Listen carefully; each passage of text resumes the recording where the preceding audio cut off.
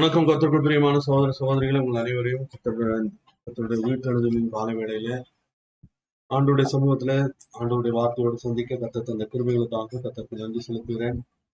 நாம் இப்பொழுதும் அவருடைய வார்த்தையை தியானிக்க போவதாக ஒரு கண்களை மூடி ஒரு நோக்கி பார்ப்போம். உங்களை நேசிக்கிற நல்ல கர்த்தாவே, தர்மையான வேலைக்காக நன்றி செலுத்துகிறோம். கர்த்தர்களுடைய இடைப்படும் ஆண்டவரே, நீர் பேசும் கர்த்தாவே, பேசும் அடியேன் கேட்கிறேன் என்று அன்றைக்கு சொன்ன குட்டி சாமுவேலை போல எங்களை தாழ்த்தி அன்றொரு நோக்கி பார்க்கிறோம்.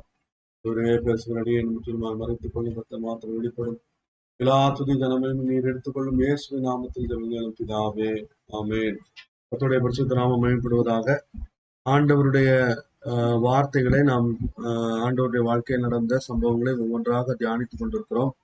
அதுல அதுக்கு நம்ம இது வரைக்கும் பார்த்த 32 சம்பவங்கள்ல இதுக்கு அடுத்த 33வது சம்பவமாக இது காணப்படுது. நான் ஏற்கனவே சொன்னது போல ஒரு லிஸ்ட்ல ஒரு மாதிரி இருக்கு, இன்னொரு லிஸ்ட்ல இன்னொரு மாதிரி இருக்கு. பட் ஆனா ஒன்றும் தவறு இல்லை. எல்லாவற்றையும் ஒவ்வொன்றாக படிப்பதற்கு கர்த்தர் நமக்கு உதவி செய்வாராக. இப்பொழுதும் நாம் வாசிக்க போற வேத பகுதி யோவானுடைய சுவிசேஷம் 5வது அதிகாரம் 1வது வசனத்திலிருந்து. இவைகளுக்கு பின்பு யூதருடைய பண்டிகை ஒன்று வந்தது. அப்பொழுது இயேசு எருசலேமுக்கு போனார். எபிரேய பாஷையிலே பெதஸ்தா எனப்பட்ட ஒரு குளம் எருசலேமின் ஆட்டு வாசல் அருகே இருக்கிறது. அதற்கு 5 மண்டபங்கள் உண்டு. அவைகளிலே குருடர், சப்பானிகள், சூம்பின் உறுப்பினர்கள் முதலான வியாதிக்காரர் அநேகர் படுத்திருந்து தண்ணீர் எப்போது கலங்கும் என்று காத்து கொண்டிருப்பார்கள். ஏனெனில் சில சமயங்களில் தேவதூதன் ஒருவன் அந்த குளத்தில் இறங்கி தண்ணீரை கலக்குவான். தண்ணீர் கலங்கின பின்பு யார் முந்தி அதில் இறங்குவானோ அவன் எப்பேற்பட்ட வியாதியஸ்தனாக இருந்தாலும் சொஸ்தமாவான். 38 வருஷம் வியாதி கொண்டிருந்த ஒரு மனுஷன் அங்கே இருந்தான். படுத்திருந்த அவனை இயேசு கண்டு அவன் வெகு காலமாய் வியாதியஸ்தன் என்று அறிந்து அவனை நோக்கி, சொஸ்தமாக வேண்டும் என்று விரும்புகிறாயா என்று கேட்டார். அதற்கு வியாதியஸ்தன், ஆண்டவரே, தண்ணீர் கலக்கப்படும் போது என்னை குளத்திலே கொண்டு போய் விடுவதற்கு ஒருவரும் இல்லை. நான் போகிறதற்குள்ளே வேறொருவன் எனக்கு முந்தி இறங்கி விடுகிறான் என்றான். இயேசு அவனை நோக்கி, எழுந்திரு, உன் படுக்கையை எடுத்துக்கொண்டு நட என்றார். உடனே அந்த மனுஷன் சொஸ்தமாகி தன் படுக்கையை எடுத்துக்கொண்டு நடந்து போனான். அந்த நாள் ஓய்வு நாளாய் இருந்தது. ஆதலால் யூதர்கள் குணமாக்கப்பட்டவனை நோக்கி, இது ஓய்வு நாளாய் இருக்கிறதே, படுக்கையை எடுத்துக்கொண்டு போகிறது அவனுக்கு நியாயம் அல்ல என்றார்கள். அவன் அவர்களுக்கு பிரதியுத்தரமாக, என்னை சொஸ்தமாக்கினவர் உன் படுக்கையை எடுத்துக்கொண்டு நடவென்று எனக்கு சொன்னார் என்றான். அதற்கு அவர்கள், உன் படுக்கையை எடுத்துக்கொண்டு நடவென்று உன்னுடைய சொன்ன மனுஷன் யார் என்று அவனிடத்தில் கேட்டார்கள். சொஸ்தமாக்கப்பட்டவன் அவர் இன்னார் என்று அறியவில்லை. அவ்விடத்தில் ஜனங்கள் கூட்டமாய் இருந்தபடியினால் இயேசு விலகி இருந்தார். அதற்கு பின்பு இயேசு அவனை தேவாலயத்தில் கண்டு, இதோ நீ சொஸ்தமானாய், அதிக கேடானதொன்றும் உனக்கு வராதபடி இனி பாவம் செய்யாதே என்றார். அந்த மனுஷன் போய் தன்னை சொஸ்தமாக்கினவரை இயேசு என்று யூதர்களுக்கு அறிவித்தான். இயேசு இவைகளை ஓய்வு நாளில் செய்தபடியால் யூதர்கள் அவரை துன்பப்படுத்தி அவரை கொலை செய்ய வகை தேடினார்கள். கர்த்தருடைய பரிசுத்த நாமம் மகிமைப்படுவதாக. ஆண்டவருடைய வாழ்க்கையில நடந்த ஒரு முக்கியமான ஒரு சம்பவத்தை இந்த இடத்துல பார்க்கிறோம். இது எருசலேமில் நடந்தது. எருசலேம்ல பெதஸ்தா என்ற ஒரு குளம் இருந்தது. அந்த குளம் ஆட்டு வாசலின் அருகே இருந்தது என்று நாம் வாசிக்கிறோம். இந்த ஆட்டு வாசல் எதற்காக வைக்கப்பட்டிருக்கிறது? ஆண்டவருடைய ஆலயத்தில பலி செலுத்தும்படியாக ஜனங்கள் ஆடுகளை அவங்க பலி கொடுப்பாங்க. அதை கொண்டு வருவதற்கான ஒரு வாசலாக இருந்தது. இதை குறித்து நெகேமியா புஸ்தகத்திலும் நம்ம வாசிக்கலாம். அந்த நெகேமியா புஸ்தகத்துல பல வாசல்களை சரி பண்ணும் போது அதை செப்பனிட்டு பழுது நீக்கி அவர்கள் அதை சரி செய்யும் போது அது சரி செய்யப்பட்ட வாசல்களில் இந்த ஆட்டு வாசலும் ஒன்றாக இருந்தது. இப்போ அந்த இடத்துல அந்த பெதஸ்தா என்று ஒரு இடம் இருந்தது. அதுல ஒரு குளம் இருந்ததாக அவர்கள் சொல்லுகிறார்கள். அது மட்டும் இல்ல, அதுல பாருங்க, அந்த 5வது அதிகாரத்துல 3வது 4வது வசனம், இல்ல மூணாவது மூணாவது நாலாவது வசனம், அவைகளிலே குருடர், சப்பானிகள், சூம்பின உறுப்பினர்கள் முதலான வியாதிக்காரர் அநேகர் படித்திருந்து தண்ணீர் எப்போது கலங்கும் என்று காத்து கொண்டிருப்பார்கள். ஏனெனில் சில சமயங்களில் தேவதூதன் ஒருவன் அந்த குளத்தில் இறங்கி தண்ணீரை கலக்குவான். தண்ணீர் கலங்கின பின்பு யார் முந்தி அதில் இறங்குவானோ அவன் எப்பேற்பட்ட வியாதியஸ்தனாய் இருந்தாலும் சொஸ்தமாவான். இந்த இந்த குறிப்பிட்ட இந்த 4வது வசனம், அதாவது ஏர்லியஸ்ட் மேனுஸ்கிரிப்ட்ஸ்ல அது காணப்படவில்லை. இந்த வசனம் கிங் ஜேம்ஸ் வெர்ஷன்ல இருக்கும். நான் நினைக்கிறேன் நியூ கிங் ஜேம்ஸ் வெர்ஷன்ல கூட இருக்கும். மற்ற எல்லா வேத டிரான்ஸ்லேஷன்ஸ்லயும் வேத மொழிபெயர்ப்புகள்லையும் இதை என்ன பண்ணிடுவாங்க, இந்த வசனத்தை, இந்த 4வது வசனத்தை என்ன பண்ணுவாங்கன்னா பிராக்கெட்டுக்குள்ள போட்டிருப்பாங்க. Not found in the earlier manuscripts அப்படின்னு இருக்கும். அப்போ இது அப்படி ஒரு தூதன் வந்ததாகவோ அது வந்து கலக்குனதாகவோ அப்படியெல்லாம் அப்படி இல்லை அப்படிங்கிறது அவருடைய இது. அப்போ ஆனால் இதுல இருந்து என்ன தெரியுது அப்படின்னா, ஜனங்கள் சில மூட நம்பிக்கைகளை அவர்கள் நம்புவதற்கு அவர்கள் தயாராக இருக்கிறார்கள். அல்லது அவங்களுக்கு வந்து ஒரு ஆண்டவரிடத்திலிருந்து சரியான விதத்துல நன்மையை பெற்றுக்கொள்ளும் வழியை விட அவர்கள் மூட நம்பிக்கைகளை அவர்கள் நம்புகிறவர்களாக இருக்கிறார்கள். அந்த நம்பிக்கையின் அடிப்படையில இந்த மனுஷனை பாருங்க, அவன் கிட்டத்தட்ட 38 வருடமாக வியாதிப்பட்டிருக்கிறான். 38 வருடமாக அவன் அந்த இடத்திலேயே இருக்கிறான் என்பதாக நம்ம பார்க்கிறோம். இந்த பெதஸ்தா குளத்துல 5 என்ன இருந்துதான், அதற்கு 5 மண்டபங்கள் உண்டு அப்படின்னு நம்ம 1வது வசனத்துல வாசிக்கிறோம். 5 மண்டபங்கள் இருக்கு. அதுல ஆயிரக்கணக்கான நபர்கள் இதுல வந்து அவங்க எப்படியாவது சுகம் கிடைச்சிரும் அப்படின்னு சொல்லி அந்த இடத்துல காத்து கொண்டிருக்கிறதாக நாம் பார்க்கிறோம். அந்த இடத்துக்கு இயேசு கிறிஸ்து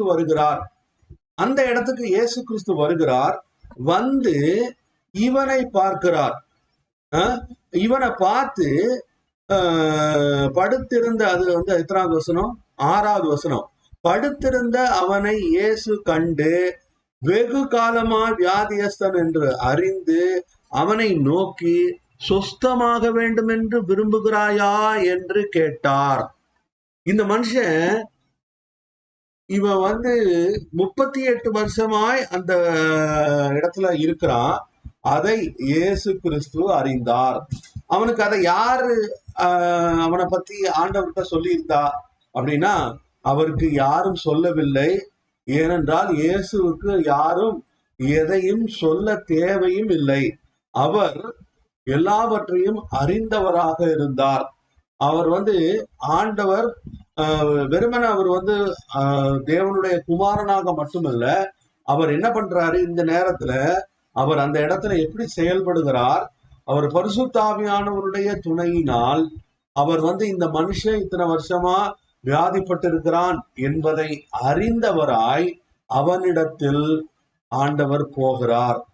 அவன் வந்து நீங்க இந்த பகுதியை நீங்க சரியா வாசி பாத்தீங்கன்னா, அந்த மனுஷன் இயேசு கிறிஸ்துவை கேட்டு கொண்டதாகவோ, இயேசப்பா எனக்கு வந்து இயேசுவே எனக்கு சுகந்தாரும் அப்படின்னு கேட்டுக்கொண்டதாகவோ, அல்லது இயேசு சுகம் தருவார் என்று விசுவாசத்தோடவோ அவன் அந்த இடத்தில் இருக்கவில்லை.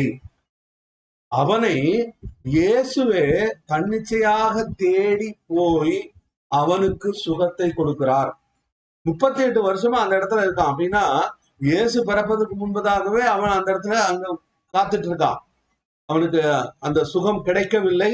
கிடைக்காம அங்கேயே காத்து காத்து காத்து காத்து காத்து கிடந்து இனிமேல் சுகம் வருமா என்கிறதான அந்த நம்பிக்கையையும் இழந்து போனவனாக காணப்படுகிறதான ஒரு சூழ்நிலையில் அவன் இருக்கிறான். அதனாலதான் இயேசு கிறிஸ்து போய் அவன்கிட்ட என்ன கேட்கிறாரு, நீ சுகமாக வேண்டும் என்று விரும்புகிறாயா அப்படின்னு கேட்கிறாரு.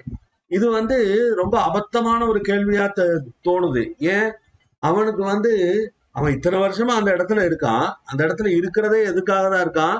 அவன் சுகத்தை பெற்றுக்கொள்ளும்படியாகத்தான் இருக்கான். அவங்கிட்ட போய் நீ சுகத்தை பெற்றுக்கொள்ள விரும்புகிறாயான்னு கேட்டா என்ன அர்த்தம் அப்படின்னா, அதாவது அந்த ஆஹ், முற்றிலும் நம்பிக்கை இழந்த சூழ்நிலையில் பலரும் என்ன செய்து விடுகிறார்கள் என்றால், சரி நமக்கு விடுதலை வர்ற மாதிரி தெரியல, அதனால நம்ம learn to live with the devil அப்படிங்கிற அந்த இடத்திற்கு அவர்கள் வந்து விடுகிறார்கள்.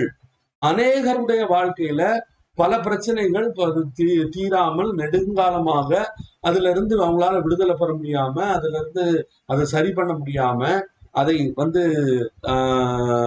அதுல ஒரு சரியான ஒரு ஜெயத்தை பெற்றுக்கொள்ள முடியாமல் இருக்கிற சூழ்நிலைகள்ல அவங்க எந்த இடத்துக்கு வந்துடுறாங்க? ஓகே, வாழ்க்கைன்னா இப்படிதான், வாழ்க்கைன்னா என்ன ஆகும், இந்த மாதிரிதான் இருக்கும், அதனால நம்ம என்ன செய்யணும், நம்ம இதுக்கு அட்ஜஸ்ட் பண்ணிட்டு போயிட வேண்டியதுதான் அப்படின்னு அந்த இடத்திற்கு அந்த ஜனங்கள் வந்து விடுகிறதை பார்க்கிறோம். ஆனா எனக்கு அருமையான சகோதரனே சகோதரியே, ஒருவேளை இதை கேட்டுக்கொண்டிருக்கிற உனக்கு நீ இந்த மாதிரியான பிரச்சனைகள் அல்லது பல நாட்களாய் உன்னோடு கூட போராடி கொண்டிருக்கிற அது வியாதி பிரச்சனையாக இருக்கலாம், அல்லது பண பிரச்சனையாக இருக்கலாம், அல்லது பாவ பிரச்சனையாக இருக்கலாம்.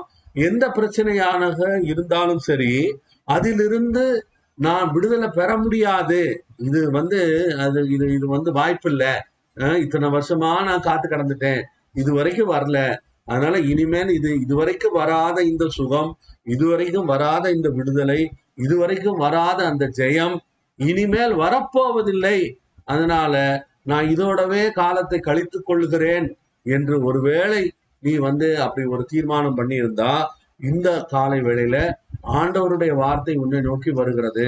ஆண்டவர் உன்னை பார்த்து கேட்கிறாரு, உனக்கு சுகம் பெற விரும்புகிறாயா, விடுதலை பெற விரும்புகிறாயா, கடனிலிருந்து வெளியே வர விரும்புறியா, பாவத்திலிருந்து வெளியில வர விரும்புறியா, கஷ்டத்திலிருந்து வெளியில வர விரும்புறியா அப்படின்னு ஆண்டவர் கேட்கிறார். அப்போ நமக்கு இன்னும் நம்பிக்கை இருக்கிறது. இந்த கால வேளையில நம்ம மறக்காம ஞாபகம் வைத்துக் கொள்ள வேண்டிய ஒரு விஷயம் என்ன, ஆண்டவர் நமக்கு இன்னமும் வாய்ப்பு கொடுக்கிறார். there is still hope for us. அதுதான் இன்றைக்கு காலையினுடைய முதலாவது செய்தியாக இருக்கிறது. அப்போ அந்த கேள்வி வரும்போது நீங்க பாருங்க, அவனுடைய பதில் எப்படி இருக்குன்னு பாருங்க. அவன் அவன் ஆண்டவர் கேட்கிறாரு, நீ சுகமாக விரும்புகிறாயா அப்படின்ட்டு. அப்போ இவன் என்ன சொல்லி இருக்கணும், ஆமா ஆண்டவரே எனக்கு உதவி செய்யுங்க அப்படின்னு சொல்லி அவன் கேட்டிருக்கணும். ஆனா அவன் என்ன சொல்றான் பாருங்க, அந்த அந்த வசனத்தை வாசிப்போம். அவன் அதற்கு வியாதியஸ்தன் 7வது வசனம், ஆண்டவரே தண்ணீர் கலக்கப்படும் போது என்னை குளத்திலே கொண்டு போய் விடுகிறதற்கு ஒருவரும் இல்லை, நான் போகிறதற்குள்ளே வேறொருவன் எனக்கு முந்தி இறங்கி விடுகிறான் என்றான். இப்போ இந்த குளத்தை பத்தின ஒரு விஷயத்த நான் சொல்லிட்டு நான் இந்த வசனத்துக்கு நான் திரும்ப வரேன். அந்த குளம் அங்க அது எருசலேம்ல இது மாதிரி பல குளங்கள் இருந்தது. அது எல்லாமே அவங்க ஒவ்வொரு குளத்துல தண்ணி நிரம்பி அடுத்ததுக்கு போவதற்கு அவங்க அந்த ஒரு அண்டர் கிரவுண்ட் பைப்பிங் சிஸ்டம் எல்லாம் அந்த காலத்துல வச்சிருந்தாங்க அப்படின்னு சொல்றாங்க. அப்போ அந்த பைப்பு மூலமா தண்ணி வரும்போது உள்ள இருந்து குபுன்னு வரும்போது என்ன ஆகும், தண்ணி கலங்கும்.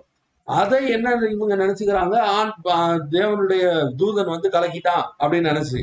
சரி, அதுல எத்தனை பேருக்கு விடுதலை கிடைத்தது கிடைக்கல அப்படிங்கிறது நமக்கு தெரியல. ஆனால் இப்படிப்பட்ட ஒரு இடத்துல இவன் என்ன சொல்றான், ஆண்டவரே இது தண்ணீர் கலக்கப்படும் போது என்னை தூக்கி அந்த இடத்துல கொண்டு போய் விடுவதற்கு எனக்கு உதவி செய்வார் யாரும் இல்லை. இப்போ அவனுடைய மைண்ட் செட் எங்க செட் ஆயிருக்கு பாருங்க. அவன் இன்னமும் அங்க தன்னோடு கூட பேசி கொண்டிருக்கிறவர் யார் என்பதை குறித்த அறிவு இல்லாமல் அவன் என்ன நினைச்சிட்டு இருக்கான், யாரோ ஒரு ஆள் கேட்கிறாரு, அப்போ நம்ம எனக்கு உதவி செய்ய யாரும் இல்லை, என் கூட யாரும் இல்லை அப்படிங்கிற அந்த பதிலை அவன் சொல்லுகிறதை பார்க்கிறோம்.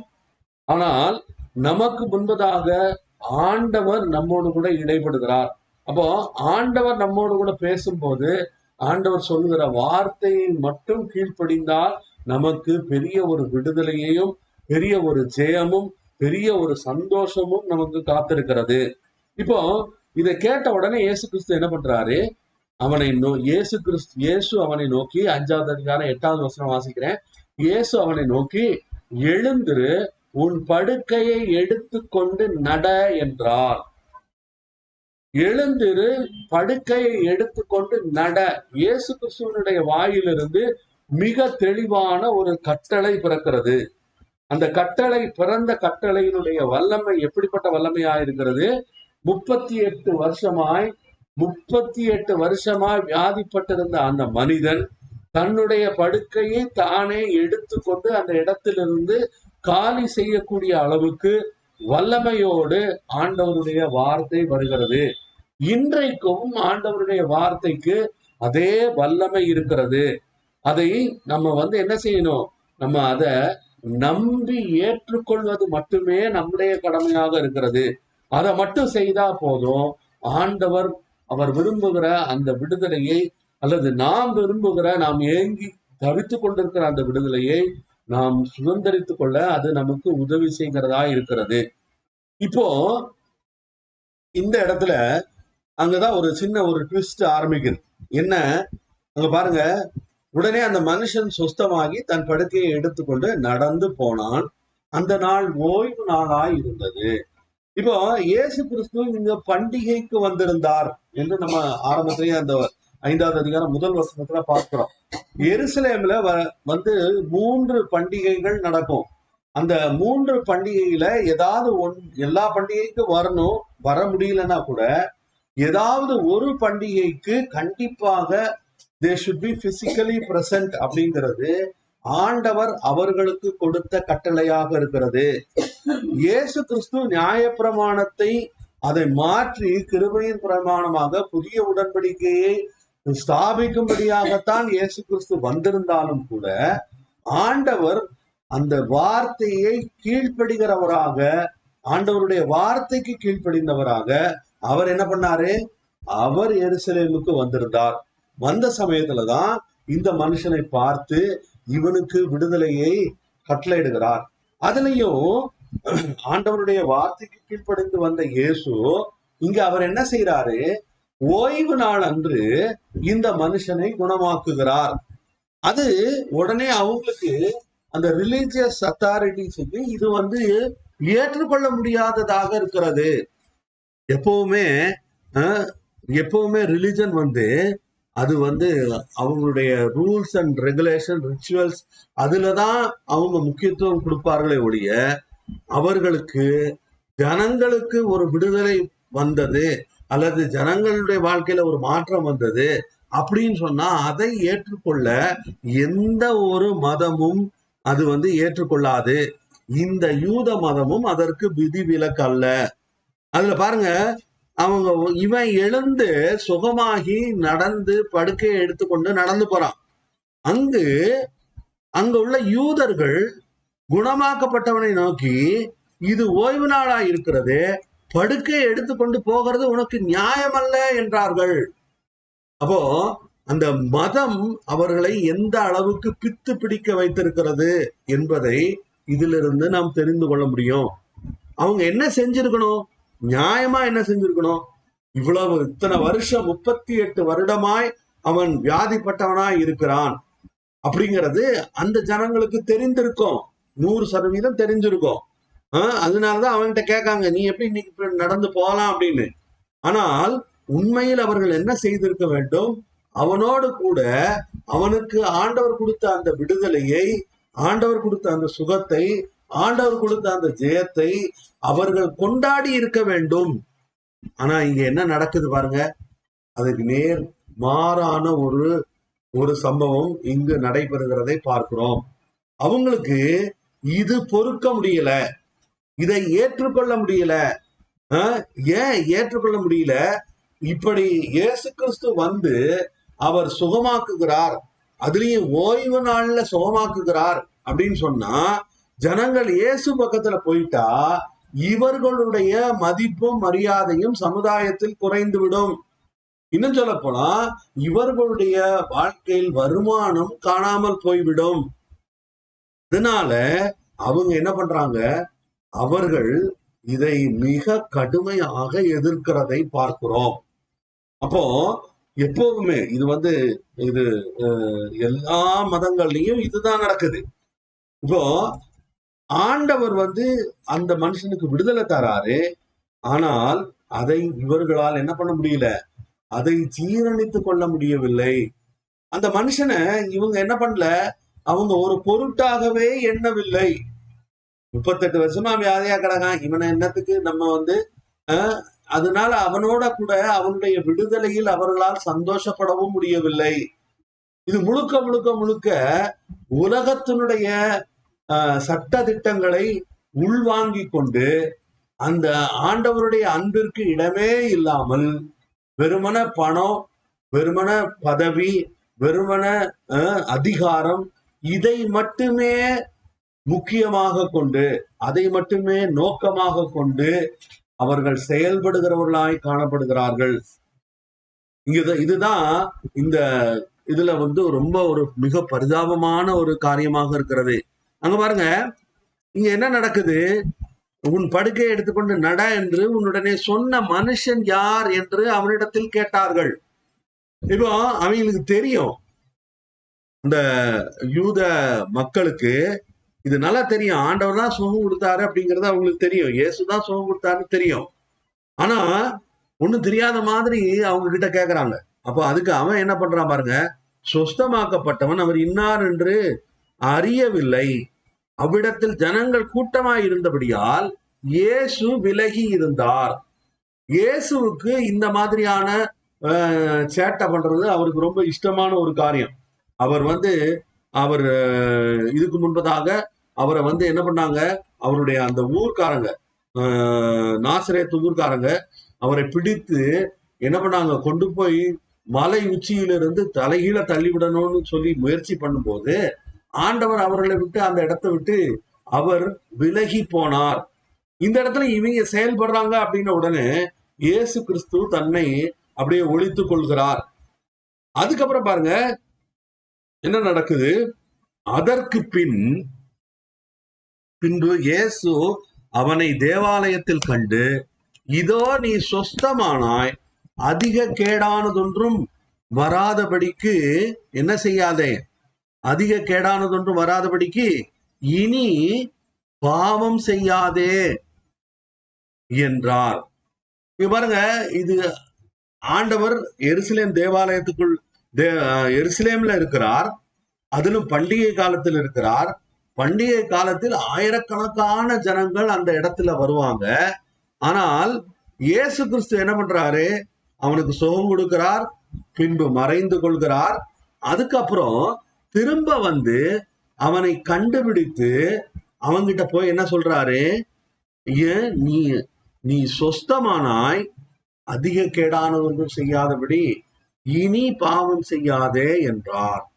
அப்போ ஆண்டவருக்கு எந்த கூட்டத்திலையும் அவர் யாரிடத்தில் பேச விரும்புகிறாரோ அல்லது யாரிடத்தில் அவருடைய காரியத்தை சொல்ல விரும்புகிறாரோ அதை எளிதாக சொல்ல முடியும். அது அவருக்கு அது ரொம்ப லேசான ஒரு காரியமாக காணப்படுகிறது. அவர் என்ன பண்றாரு, கரெக்டா இவனை கண்டுபிடிச்சு மறுபடியும் அவங்கிட்ட போய் ஒரு காரியத்தை சொல்லுகிறார். என்ன சொல்லுகிறார், உனக்கு சுகம் கிடைச்சிருச்சு, ஆனா நீ என்ன செய்யக்கூடாது, அதிக கேடானதொன்றும் உனக்கு வராதபடி இனி பாவம் செய்யாதே என்றார். இப்போ இது இயேசு கிறிஸ்து சொன்ன உடனே இங்க என்ன நடக்குது பாருங்க, அந்த மனுஷன் தன்னை சுஸ்தமாக்கினவர் இயேசு என்று யூதர்களுக்கு அறிவித்தான். இங்க பாருங்க, அவனுக்கு ரொம்ப கிளியரா அவனுக்கு முன்னாடி ஆப்ஷன்ஸ் வைக்கப்படுகிறது. இதுல என்ன ஆப்ஷன் அவனுக்கு முன்னாடி வைக்கப்பட்டது, இயேசு கிறிஸ்து அவனை சுகமாக்கும் போது அவர் யார் என்று அவனுக்கு தெரியாது. அதுதான் உண்மை. அவனை இயேசுவுக்கு தெரியும், ஆனா இயேசுவையோ அவனுக்கு தெரியாது. இப்போ அந்த கூட்டத்துல இயேசு கிறிஸ்து மறுபடியும் அவனை கண்டுபிடித்து அவனிடத்துல வந்து உனக்கு அவர் சுகம் கொடுத்தத திருப்பி ஒரு தடவை கன்ஃபார்ம் பண்ணி என்ன சொல்றாரு, அதிக கேடானதொன்றும் வராதபடிக்கு இனி பாவம் செய்யாதே அப்படின்னு அவர் சொல்றாரு. இப்போ அந்த இடத்துல அவன் என்ன செய்திருக்க வேண்டும்? அவன், ஆண்டவரே, நான் இனி பாவம் செய்யாம நான் இருப்பதற்கு, உங்களுடைய பிள்ளையா நான் நடப்பதற்கு நான் என்ன செய்யணும்னு சொல்லி அவன் கேட்டிருந்திருக்கலாம். ஆனால் அப்படி அவன் கேட்கவில்லை. மாறாக அவன் என்ன பண்றான், அவன் எடுத்துட்டு எங்க போறான், யூதர்கள் இடத்துல போய் இயேசுதான் எனக்கு சுகம் கொடுத்தார் என்று காட்டி கொடுக்கிறவனாக காணப்பட்டான். பாருங்க, ஒரு நன்றி இல்லாத ஒரு மனுஷனுடைய ஒரு படத்தை தான் இந்த சம்பவத்துல பார்க்கிறோம். அவன் அவன் அவன் அவன் அந்த யூதர்களோடு தன்னை அடையாளப்படுத்திக் கொள்கிறான். தனக்கு சுகம் கொடுத்த இயேசுவை புறந்தள்ளிவிட்டு அவன் என்ன பண்றான், அவன் தன்னுடைய அந்த அந்த யூத மதத்தை சார்ந்தவர்களிடத்தில் அவன் தாம் போய் ஒட்டிக்கொள்றான். இந்த மதத்தை சார்ந்தவர்கள் இவன் 38 வருஷமா வியாதிப்பட்டிருக்கும் போது அவனுக்கு எந்த விதத்திலும் உதவி செய்தவர்கள் அல்ல. அவனுக்கு எந்த விதத்திலும் அவனுக்கு எந்த எச்சி கையால கூட காக்கா வரட்டாதோ அந்த மாதிரியான ஆட்கள். அவர்கள் மூலமாக இவனுக்கு எந்த நன்மையும் கிடைக்கவில்லை. ஆனால் அவன் என்ன பண்றான் பாருங்க, அவன் தன்னை அந்த ஜனங்களோடு அடையாளப்படுத்திக் கொள்கிறான்.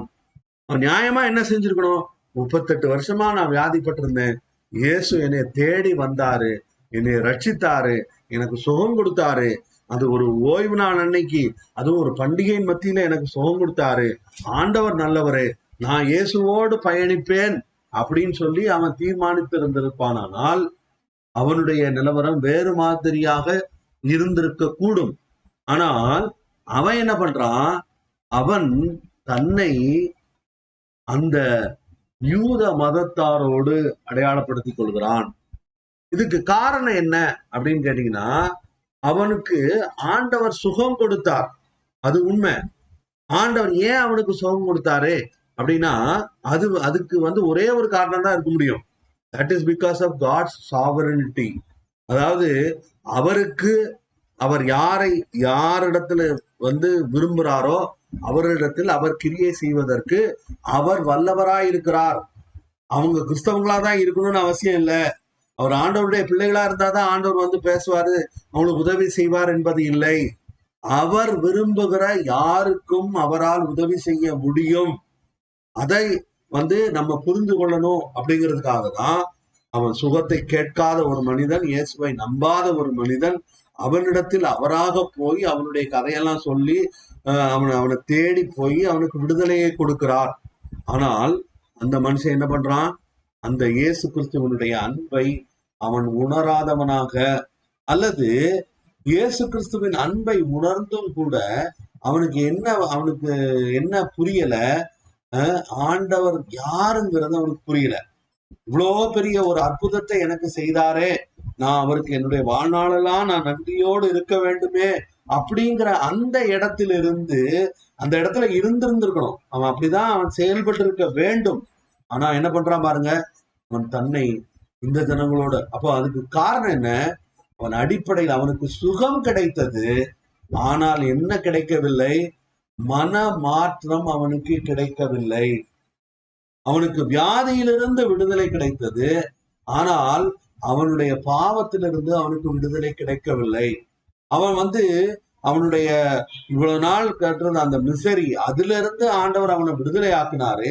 அதுக்கு காரணம் அவருடைய அன்பு, அவருடைய இரக்கம்.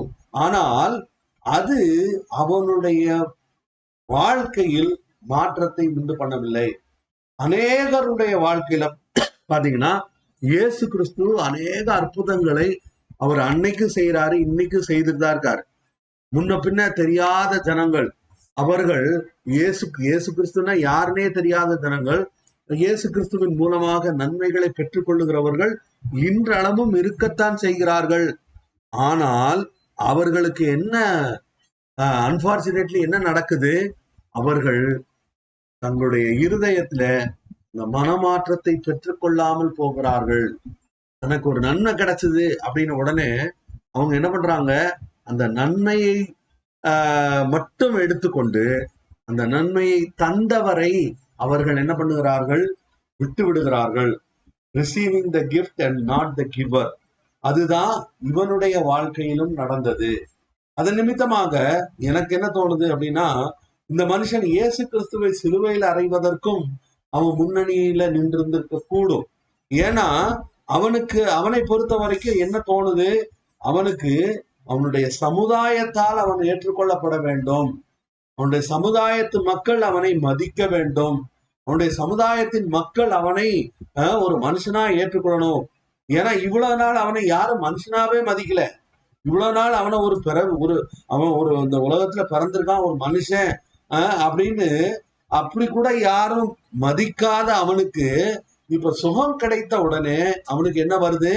எனக்கு இந்த சமுதாயத்தில் ஒரு உயர்ந்த அந்தஸ்து வேண்டும். இல்லைன்னா அவன் இயேசுக்கு பின்னாடி போயிருந்திருக்கணும். அவன் போகாமல் இங்க வேற என்ன அந்த யூதர்களை பின்பற்றுகிறதை பார்க்கிறோம். இதுல இருந்து நம்ம தெரிந்து கொள்ள வேண்டிய ஒரு முக்கியமான ஒரு விஷயம் என்ன? மதம் என்பது அது எப்போதுமே ஆண்டவருக்கு எதிராகத்தான் கிரியை செய்கிறது. உலகத்தையும் எல்லாவற்றையும் படைத்த தேவகுமாரன் அவர் ஒரு மனுஷனுக்கு விடுதலையாக்கு கொடுக்கிறார். அப்போ இந்த ஜனங்கள் என்ன செஞ்சிருக்கணும்? எல்லாரும் மகிழ்ந்து அதை கொண்டாடி இருக்கணும். ஆனால் இந்த மதத்தை சார்ந்தவர்கள் அவர்கள் எதிர்க்கிறார்கள், அதை ஏற்றுக்கொள்ள மறுக்கிறார்கள், அதை என்ன பண்றாங்க? ரிஜெக்ட் பண்றாங்க. அவங்க தங்களுடைய மதத்தை ஸ்தாபிக்க நினைக்கிறார்கள். அதுதான் மதம் செய்யக்கூடிய விஷயம். ஆனா இயேசு கிறிஸ்து என்ன பண்றாரு? எல்லா சூழ்நிலையிலும் எப்படியாவது நன்மை செய்து விட முடியாதா என்று பார்க்கிறவராக அவர் என்ன பண்றாரு? அந்த இடத்துல அவனுக்கு சுகத்தை தருகிறதை பார்க்கிறோம். இதுல இன்னொரு ஒரு காரியத்தை சொல்லி நான் முடிச்சிடுறேன். அது என்ன அப்படின்னா, இந்த இந்த மொத்த இந்த இந்த எபிசோட்லயும் நம்ம பார்க்கறது என்ன? இயேசு இவனுக்கு ஓய்வு நாள்ல சுகம் கொடுக்கறது மட்டும் இல்ல, இன்னொரு சந்தர்ப்பத்துல இந்த முடவன் ஒருத்தன் முடவனா இருக்கிறவன கையை நீட்டி அவனை சொஸ்தமாகுன்னு சொல்லி அவனை சுகமாக்குவார். அப்போ ஆண்டவருக்கு தெளிவான ஒரு அஜெண்டா இருக்கு. அது என்னது? ஜனங்கள் விடுதலை அடைய வேண்டும், ஜனங்கள் என்னோடு கூட சேர வேண்டும். அவர் he is not worried about religion. He is not worried about the religion உடைய அந்த ரிச்சுவல்ஸுக்கும் அதனுடைய அந்த கலாச்சாரங்களுக்கும் அதனுடைய அவங்களுடைய சம்பிரதாயங்களையும் இயேசு கிறிஸ்து ஒரு நாளும் மதிக்கவில்லை. நாமும் ஆண்டவருக்கு முக்கியத்துவம் கொடுப்போம், ஆண்டவருடைய வார்த்தைக்கு முக்கியத்துவம் கொடுப்போம், ஆண்டவருடைய வார்த்தையினுடைய சாராம்சத்தை வெளிப்படுத்துவதில் நாம் கவனமாக இருக்கும்படியாக, அது மட்டும் இல்ல ஆண்டவரை பிரியப்படுத்தும்படியாக நம்ம ஆண்டவர் நம்மை அழைக்கிறார். ஒரு நிமிஷம் கண்களை மூடி நாம் ஜெபம் பண்ணுவோம். எங்களை நேசிக்கும் நல்ல கர்த்தாவே, தர்மியான வேலைக்காக நமக்கு நன்றி செலுத்துகிறோம். கர்த்தர்களோடு கூட பேசின நல்ல வார்த்தைகளுக்காக ஸ்தோத்திரம். இந்த மனுஷனுடைய ஆண்டவரே, இந்த பெதஸ்தா குளத்தில் இருந்த இந்த மனுஷனுடைய ஆண்டவரே சுகத்திலிருந்து கர்த்தர் எங்களோடு கூட பேசின காரியங்களுக்காக நமக்கு நன்றி செலுத்துகிறோம். எப்பொழுதும் ஆண்டவருடைய வார்த்தையினுடைய சாராம்சம் அது ஆண்டவரே அன்பாக இருக்கிறது. தேவன் அன்பாகவே இருக்கிறார். உன்னை நேசிக்கிறது போல பிறனை நேசி என்று சொல்லி ஆண்டவரே நீர் எங்களுக்கு கற்றுக் கொடுத்தீரே. அந்த வார்த்தையை மாத்திரம் நாங்கள் துடித்துக் கொண்டு எங்களுடைய வாழ்க்கையில ஆண்டவரை நாங்கள் உண்மை நேசிக்கவும், உண்மை முதலாவது வைக்கவும், உண்மை மகிமைப்படுத்தவும், ஆண்டவரே எங்களை நாங்கள் நேசிப்பது போல பிறரை நேசிப்பதற்கும் எங்களுக்கு உதவி செய்ய சுவாமி. இந்த சூழ்நிலையிலும் மதம் எங்களை உண்மை விட்டு பிரித்து விடாதபடி, இந்த மனுஷன் அவன் உம்மோடு கூட வந்திருக்கலாம், உம்மோடு கூட அவன் டிராவல் பண்ணிருக்கலாம், அவன் மூலமாகவும் அநேகர் விடுதலை பெற்றிருக்க கூடும். ஆனா அந்த மனுஷன் என்ன பண்ணா பாருங்க, அந்த மனுஷன் அதை வேண்டான்னு சொல்லி அதை தூக்கி தூர போட்டுட்டு அவன் அந்த மதத்தினரோடு சேர்ந்து கொண்டான். காரணம் என்ன? பாவம். அப்போ ஆண்டவரே எங்களுடைய வாழ்க்கையில எந்த பாவமும் ஆண்டவரே எங்களை உண்மை விட்டு பிரித்து விடாதபடி ஆண்டவரே எங்களை முற்றிலுமாய் கழுவி சுத்திகரித்து மோடு கூட கிட்டி நெருங்கி சேர எங்களுக்கு உதவி செய்யும். எங்களை தாழ்த்துகிறோம், பெருமையாக்குகிறோம். வாரமெல்லாம் கூட இருந்து வழி நடத்தும். எல்லா துதி கனமையும் நீர் எடுத்துக்கொள்ளும். இயேசுவின் நாமத்தில் ஜெபம் எழுப்பிதாவே, ஆமென். என் ஆத்துமாவே கர்த்தரை ஸ்தோத்திரி, என் முழுமே பரிசுத்த நாமத்தை ஸ்தோத்திரி. என் ஆத்துமாவே கர்த்தரை ஸ்தோத்திரி, கர்த்தர் செய்த சகல பார்வதே. ஆமென். அல்லேலூயா. ஸ்தோத்திரம், ஸ்தோத்திரம். இந்த வார்த்தை உங்களுக்கு ஆசீர்வாதமாக இருந்தால் தயவுசெய்து மற்றவர்களோடு பகிர்ந்து கொள்ளுங்கள். மீண்டும் அடுத்த நிகழ்ச்சியில் உங்களை சந்திக்கும் வரை உங்களிடமிருந்து விடைபெறுவது உங்கள் சகோதரன் சந்தோஷ். அல்லேலூயா.